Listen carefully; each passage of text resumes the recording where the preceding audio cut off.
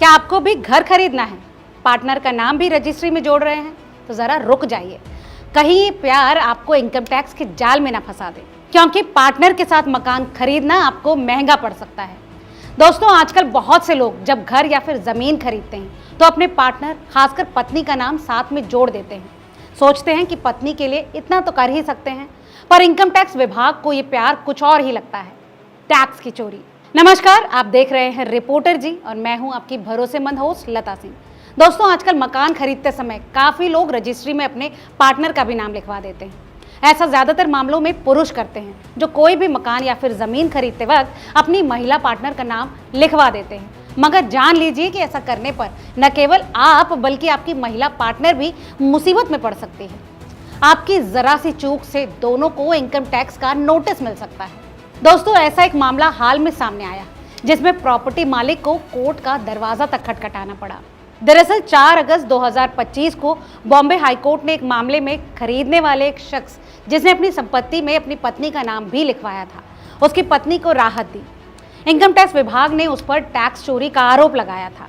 आरोप था कि उसके पति ने उसे मुंबई में 6.75 करोड़ रुपए की संपत्ति का जॉइंट ओनर बना दिया। असल में पति ने पत्नी को सिर्फ सुविधा के लिए जॉइंट ओनर बनाया था, लेकिन पूरी रकम 6.75 करोड़ रुपए उसने अपने खुद के HDFC बैंक अकाउंट से चुकाई थी। पति के बैंक स्टेटमेंट और संपत्ति के कागज से पता चला कि वही उस प्रॉपर्टी का असली खरीदार था।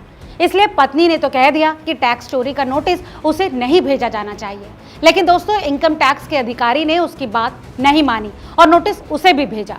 अब इस मामले में पत्नी और पति दोनों को सेक्शन 148 के तहत टैक्स नोटिस भेजा गया। बॉम्बे हाईकोर्ट ने पत्नी को तो इस बारे में राहत दे दी, लेकिन दोस्तों, पति को भेजा गया नोटिस अभी भी पेंडिंग है, उस पर अलग से सुनवाई होगी। अब जानते हैं कि इस मामले में कोर्ट ने क्या कहा। इस मामले की सुनवाई के दौरान बॉम्बे हाईकोर्ट के जज ने कहा कि जब हम सारे कागजात देखते हैं तो हमें समझ नहीं आता कि इनकम टैक्स के अधिकारी इस नतीजे पर पहुंचे कैसे कि इस लेन देन में पत्नी की साल 2021 से 22 की इनकम टैक्स से बच गई है। पत्नी ने साफ तौर पर कहा था कि उस साल उसकी इनकम सिर्फ 4,36,850 रुपए थी। उसने इनकम टैक्स विभाग को यह भी बताया कि उसने फ्लैट खरीदने में कोई योगदान नहीं दिया और सारा पैसा उसके पति ने दिया था। दोस्तों, इस मामले से आप समझ सकते हैं कि बेशक पति ने अपने पैसों से वो संपत्ति खरीदी, लेकिन क्योंकि उसने उसके कागजातों में अपनी पत्नी का नाम भी सह मालिक के रूप में लिखा था, इसीलिए उसकी पत्नी को भी ये सारा कानूनी दांवपेच झेलना पड़ा। तो चलिए अब बात करते हैं कि ऐसे मामलों से बचने के लिए क्या करना चाहिए। दोस्तों, इस विषय में chartered accountant doctor Suresh Surana कहते हैं कि जब संपत्ति का संयुक्त स्वामित्व होता है तो अक्सर ये सवाल उठता ही है कि हर सह मालिक की क्या जिम्मेदारी है। टैक्स से जुड़ी समस्याओं और नोटिस से बचने के लिए संयुक्त संपत्ति के मालिक कुछ सावधानियां बरत सकते हैं। इसमें पहला आता है कि फाइनेंशियल कंट्रीब्यूशन स्पष्ट बताएं।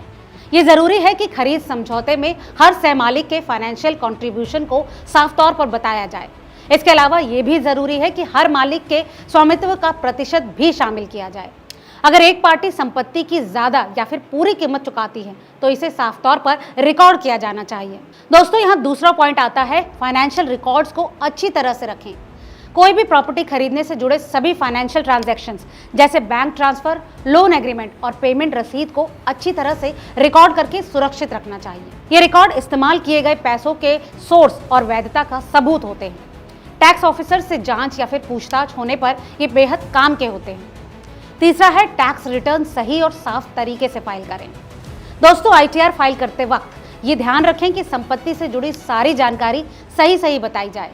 अगर किसी सहमालिक को सिर्फ सुविधा के लिए जोड़ा गया है और उसने कोई फाइनेंशियल कंट्रीब्यूशन नहीं दिया है तो टैक्स ऑफिसर्स के साथ किसी भी बातचीत में इसे साफ तौर पर बताना जरूरी है। साफ तौर पर जानकारी देने से गलतफहमी और बिना वजह टैक्स लगने की संभावना कम हो जाती है।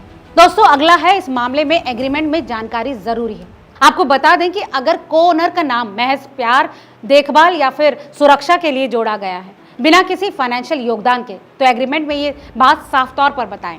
साथ ही ये भी बताया जाना चाहिए कि पूरी खरीद की रकम मुख्य सह मालिक ने दी है।